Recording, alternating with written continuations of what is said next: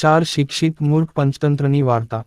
મારી ચેનલ માંગ નવા છો તો મારી ચેનલને લાઈક કરો, શેર કરો, સબસ્ક્રાઇબ કરો, ધન્યવાદ। એક શહેરમાં ચાર બ્રાહ્મણો રહેતા હતા। શિક્ષણ પ્રાપ્ત કરવા માટે તે ચારેય કન્યાકુબ્જમાં ગયા, જ્યાં તેઓએ 12 વર્ષ સુધી શાસ્ત્રોનો અભ્યાસ કર્યો। 12 વર્ષમાં તે શાસ્ત્રોમાં નિપુણ બની ગયો, પરંતુ તેની પાસે વ્યવહારિક બુદ્ધિનો અભાવ હતો। શાસ્ત્રોમાં નિપુણ બન્યા પછી તેણે પોતાના શહેરમાં પાછા ફરવાનું નક્કી કર્યું। તેનું માનવું હતું કે શાસ્ત્રોના જ્ઞાનના આધારે તે પોતાના શહેરમાં પૈસા કમાઈ શકશે। તેઓ તેમના શહેર માટે પગપાળા નીકળ્યા। ચાલતાં ચાલતાં રસ્તામાં એક કાંટો આવ્યો। ક્રોસરોડ જોઈને તેઓ મૂંઝવણમાં મુકાઈ ગયા। આગળ કયો રસ્તો પસંદ કરવો તે તેઓ સમજી શક્યા નહીં અને ત્યાં જ ઊભા રહ્યા।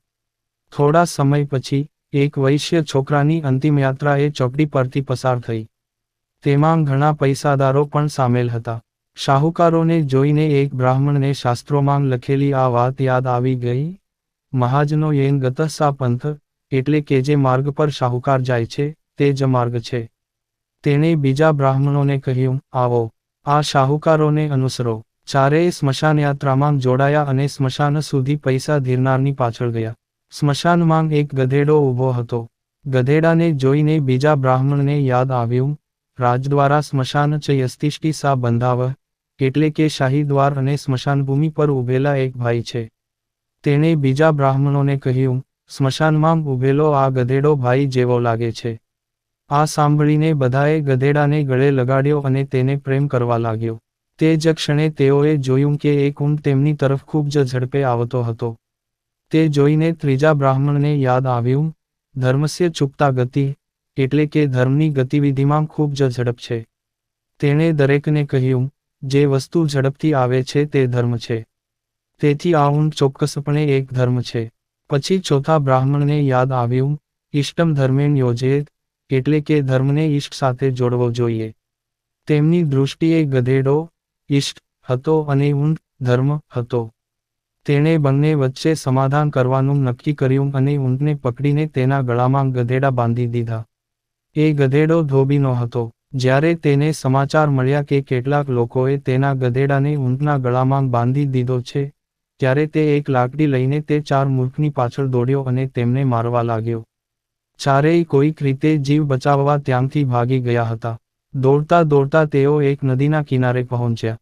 એમાં પલાશનું એક પાંડું તરતું હતું।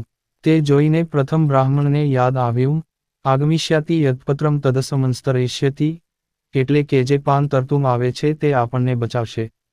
તેણે બૂમ પાડી, આ તરતું પણ આપણને નદી પાર લઈ જશે। અને તે પાન પર કૂદી પડ્યો। પાન પર કૂદી પડતાં જ તે નદીમાં ડૂબવા લાગ્યો। જ્યારે બીજા બ્રાહ્મણે તેને ડૂબતો જોયો ત્યારે તેને યાદ આવ્યું, સર્વાંશે સમુત્પન્ને અર્ધમ ત્યાજતી પંડિત, એટલે કે જ્યારે સંપૂર્ણ વિનાશ થઈ રહ્યો છે ત્યારે સમજદાર વ્યક્તિએ અડધો ભાગ છોડીને બીજા અડધાને બચાવવું જોઈએ। તેથી તેણે વિચાર્યું કે તેના 2 ભાગ કરી દેવા જોઈએ અને તેણે તે બ્રાહ્મણની ગરદન ધારદાર સાધન વડે કાપીને શરીરથી અલગ કરી દીધી। પ્રથમ બ્રાહ્મણ ત્યાં મૃત્યુ પામ્યા। હવે 3 બ્રાહ્મણ બાકી છે। તેણે પોતાનો પ્રવાસ ચાલુ રાખ્યો। ચાલતા ચાલતા તેઓ એક ગામમાં પહોંચ્યા। ગામના લોકોએ તેમનું સ્વાગત કર્યું અને તેમને તેમના ઘરે મિજબાની માટે લઈ ગયા। બધા બ્રાહ્મણો તહેવાર માટે જુદા જુદા ઘરે ગયા। જે બ્રાહ્મણ પહેલા ઘરમાં જાય તેને અર્ધ પીરસવામાં આવતી। અર્ધને જોઈને તેને યાદ આવ્યું, દીર્ઘસૂત્રી વિનાશ્યતિ, એટલે કે જે વ્યક્તિ દીર્ઘસૂત્રી અથવા તંતુનો ઉપયોગ કરે છે તેનો નાશ થાય છે। તેથી તેણે ખોરાકને સ્પર્શ કર્યો ન હતો અને તે ઘરને ભૂખ્યું છોડી દીધું હતું। બીજા ઘરે ગયેલા બ્રાહ્મણને ખીર પૂરી પીરસવામાં આવતી। જ્યારે તેણે બાઉલમાં વિસ્તરણ કરી શકાય તેવી વસ્તુ જોઈ, ત્યારે તેને યાદ આવ્યું, અતિવિસ્તારનામ તદ્ભાવેન ચિરાયુષમ, એટલે કે વિસ્તરણ કરી શકાય તેવી વસ્તુ જીવનકાળ ઘટાડે છે। એટલા માટે તેણે ખાવાનું પણ છોડી દીધું અને તે ઘર ભૂખ્યું છોડી દીધું। ત્રીજા ઘરે ગયેલા બ્રાહ્મણને માલપુઆ પીરસવામાં આવતું હતું।